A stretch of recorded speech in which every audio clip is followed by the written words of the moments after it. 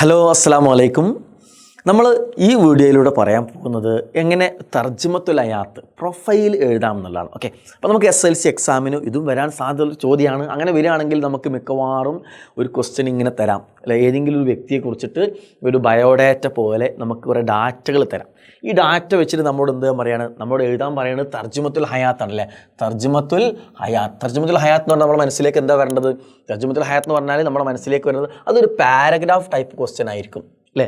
എങ്ങനെയാണ്? അപ്പോൾ അത് എങ്ങനെയാണെന്ന് വെച്ച് കഴിഞ്ഞാൽ ഈ ചിത്രം നമ്മുടെ മനസ്സിലേക്ക് വരണം. എന്താണ് ഇതിൽ തർജ്ജമത്തുൽ ഹയാത്ത് എഴുതുമ്പോൾ എപ്പോഴും നമ്മൾ അവരെ പേര് ഹെഡിങ് കൊടുക്കണം. എന്നിട്ട് പാരഗ്രാഫ് ആക്കിയിട്ടാണ് തർജ്ജമത്തുൽ ഹയാത്ത് എഴുതുക. എന്തിനാ പ്രത്യേകം പറഞ്ഞാലോ, പല ആളുകൾക്കും ബയോഡേറ്റയും പ്രൊഫൈലും അങ്ങോട്ടും ഇങ്ങോട്ടും മാറും. തർജ്ജമത്തുൽ ഹയാത്തും ബയാൻ ശഖ്സി മാറും. അത് മാറാതിരിക്കുക. തർജ്ജമത്തുൽ ഹയാത്ത് എന്ന് പറഞ്ഞാൽ അത് പാരഗ്രാഫ് ആയിട്ടാണ് എഴുതുന്നത്, നമ്മൾ മനസ്സിലേക്ക് വരണം.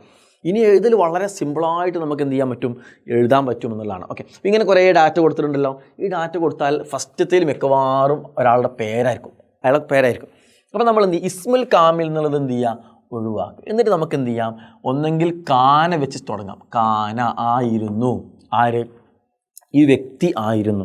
ഈ വ്യക്തിയെക്കുറിച്ച് നിങ്ങൾക്ക് എന്തെങ്കിലുമൊക്കെ അറിയുമെങ്കിൽ അത് ഫസ്റ്റ് സെൻറ്റൻസ് ആക്കിയിട്ട് എഴുതാം.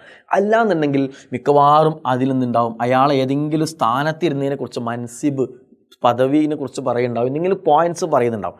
അപ്പോൾ കാന മുഹമ്മദ് ഇദ്രീസ് ഷാഫിഈ ഇമാമുൽ ഖുറൈഷ്, ഇത് എടുത്ത് ഫസ്റ്റ് എഴുതാം. അപ്പോൾ എന്താ, ഒരു നല്ലൊരു സ്റ്റാർട്ടിങ് കിട്ടി. അയാളെക്കുറിച്ച് അയാളെ പരിചയപ്പെടുത്തിക്കൊണ്ട് ഫസ്റ്റ് നമുക്ക് തുടങ്ങാം, കേട്ടോ. അപ്പോൾ അങ്ങനെ മൻസിബിലുള്ള സംഭവം എടുത്ത് നിങ്ങൾ എന്ത് ചെയ്യുക, ഫസ്റ്റ് തുടങ്ങാം. അതല്ലെങ്കിൽ നിങ്ങൾക്ക് അദ്ദേഹത്തെക്കുറിച്ച് അറിയുന്ന വേറെ എന്തെങ്കിലും കാര്യം ഉണ്ടെങ്കിൽ അതും എഴുതാം. അദ്ദേഹം പിന്നെ ഷാഹിറുൻ മഷ്ഹൂർ, പ്രസിദ്ധനായ കവിയായിരുന്നു. ആലിമുൻ മഷ്ഹൂറുൻ, വലിയ പ്രശസ്തനായ പണ്ഡിതനായിരുന്നു. അങ്ങനെയൊക്കെ നിങ്ങൾക്ക് അറിയുന്നത് എന്ത് ചെയ്യാം, എഴുതാം, കേട്ടോ.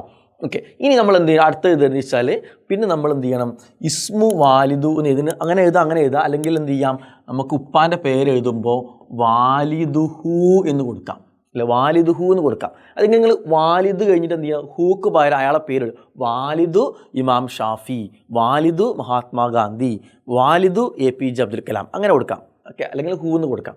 അതേപോലെ തന്നെ ഉമ്മെന്തിനോ, ഉമ്മിനൊക്കെ ഉമ്മെന്ന് കൊടുക്കാം. അതല്ലെങ്കിൽ വാലിദത്ത് എന്ന് കൊടുക്കാം. അവിടെയും നിങ്ങൾ ഉമ്മുഹു അല്ലെങ്കിൽ ഹൂക്ക് പകരം പേര് കൊടുക്കാം. അങ്ങനെ നമ്മൾ എന്ത് ചെയ്യണം, അദ്ദേഹത്തിൻ്റെ ഉപ്പാനുമാനി പരിചയപ്പെടുത്താം. എന്നിട്ട് പിന്നെ നമ്മൾ ശ്രദ്ധിക്കേണ്ടത്, ജനിച്ചതിനെ കുറിച്ച് പറഞ്ഞ സ്ഥലത്ത് എന്ത് ചെയ്യണം, ഉലിദ ജനിച്ചു, അല്ലേ. പെണ്ണാണെങ്കിൽ ഉലിദത്ത് ജനിച്ചെന്ന് പറഞ്ഞാൽ എന്ത് ചെയ്യണം, ആ ജനിച്ച വർഷവും ഫി എന്ന് കൊടുത്തിട്ട്, അല്ലേ. ഈ സ്ഥലം എഴുതുമ്പോൾ എന്ത് ചെയ്യണം, ഫി എന്ന് കൊടുക്കുക. ഇവിടെ ഫി എന്ന് കൊടുത്തിട്ട് നിങ്ങൾ എന്ത് ചെയ്യണം, സ്ഥലം എഴുതുക. ഉലിദ എന്ന് പറഞ്ഞാണ്ട് ജനിച്ച വർഷവും, പിന്നെ അതേപോലെ തന്നെ ഈ ഉലിദ കഴിഞ്ഞിട്ട് പേര് കൊടുക്കട്ടെ.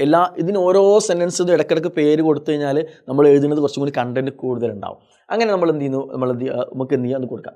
ഇതേപോലെ തന്നെ എന്ത് ചെയ്യണം, മരിച്ചതിനെ കുറിച്ച് നമ്മൾ പറയുമ്പോൾ തുടങ്ങേണ്ട സെൻറ്റൻസ് ഇങ്ങനെ തുടങ്ങേണ്ടത് തൂഫിയ എന്ന് പറഞ്ഞിട്ട് നമ്മൾ എന്ത് ചെയ്യണം, തൂഫിയ ആ വർഷം പറയാം. എന്നിട്ട് ഫി എന്ന് കൊടുത്തിട്ട് എന്ത് ചെയ്യണം, ഫി എന്ന് കൊടുത്തിട്ട് നമ്മൾ ആ സ്ഥലം എഴുതണം. ഓക്കെ, അപ്പോൾ ഇങ്ങനത്തെ ഈ ഡാറ്റാസൊക്കെ ഉപയോഗപ്പെടുത്തിയിട്ട് എന്ത് ചെയ്യണം, നമ്മൾ ഈ ഡാറ്റാസിനെ ഒരു പാരഗ്രാഫാക്കി മാറ്റണം. ഇനി ചില കുട്ടികൾക്ക് തീരെ ഇതിന് മീനിങ്ങോ ഇതൊന്നും അറിയാത്തവരുണ്ടാവും. അവർ ചെയ്യേണ്ടത് എന്താണെന്നറിയോ, അവർ ചെയ്യേണ്ടത് ഞാൻ റൗണ്ട് ഇസ്മുൽ കാമിലില്ലേ, ഇസ്മുൽ കാമിൽ അങ്ങോട്ട് എന്ത് ചെയ്യണം, നമ്മൾ കട്ട് ചെയ്യുക. ഇസ്മുൽ കാമിൽ നമ്മൾ ഒഴിവാക്കിയിട്ട് നമ്മൾ ഇസ്മുൽ കാമിൽ നമ്മൾ കട്ട് ചെയ്തിട്ട് എന്ത് ചെയ്യണം, ഇവിടെ തുടങ്ങിയിട്ട് ഹെഡിങ് എന്താണുള്ളത്, ഇയാളെ പേര് ഹെഡിങ് എഴുതിയില്ല, അപ്പോൾ ഹെഡിങ് കിട്ടി നമുക്ക്. പിന്നെ പാരഗ്രാഫല്ല എഴുതേണ്ടത്.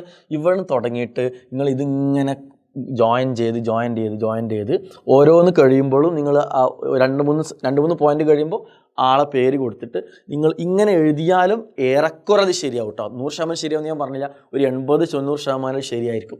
മുഹമ്മദ് ഷാഫി ഇസ്മുൽ വാലിദ്, ഇങ്ങനെ ഇസ്മുൽ വാലിദത്ത് നിറങ്ങാണ്ട് ഈ പോയിന്റുകൾ മൊത്തം എന്ത് ചെയ്യുക, ഒരു പാരഗ്രാഫാക്കി മാറ്റുക. അങ്ങനെ നിങ്ങൾക്ക് എഴുതാം. അപ്പോൾ അതിന് ചെയ്യേണ്ടത് ഇസ്മുൽ കാമിൽ എന്ന പോയിന്റ് കട്ട് ചെയ്തിട്ട് പേര് മുതൽ തുടങ്ങിയിട്ട് ഇതേപോലെ ബാക്കിയുള്ള പോയിൻ്റൊക്കെ അതേപോലെ എഴുതിയിട്ട് ഇവിടെ അവസാനിപ്പിച്ചാൽ മതി. ഓക്കെ, അപ്പോൾ പേര് എഴുതുക, പാരഗ്രാഫാക്കി മാറ്റുക. ഇങ്ങനെ ഒന്നെങ്കിൽ നിങ്ങൾ നല്ല അടിപൊളിയിൽ എഴുതാം, അത് അറിയാത്തവർ ഈ രീതിയിലെങ്കിലും എഴുതുക. ഒരിക്കലും അത് ഒഴിവാക്കരുത്. 3 മാർക്കിലോ 4 മാർക്കിലോ വരുന്ന പ്രധാനപ്പെട്ട ക്വസ്റ്റ്യൻ ആയിരിക്കും. ഇതിൻ്റെ ആൻസർ നമ്മളെ ഈ വീഡിയോയിൽ എന്ത് ചെയ്തിട്ടുണ്ട് നിങ്ങൾക്ക് കാണാൻ പറ്റും. ഈ അവസാനത്തിൽ ഒരു മോഡലായിട്ട് ഇതിൻ്റെ ആൻസർ ഉൾപ്പെടുത്തിയിട്ടുണ്ട്. അപ്പോൾ അതൊക്കെ വായിച്ച് നോക്കി അതിൻ്റെ പോയിൻറ്റ്സൊക്കെ മനസ്സിലാക്കി നന്നായിട്ട് എന്ത് ചെയ്യുക, എക്സാമിന് എഴുതുക. All the best. അസ്സലാമു അലൈക്കും.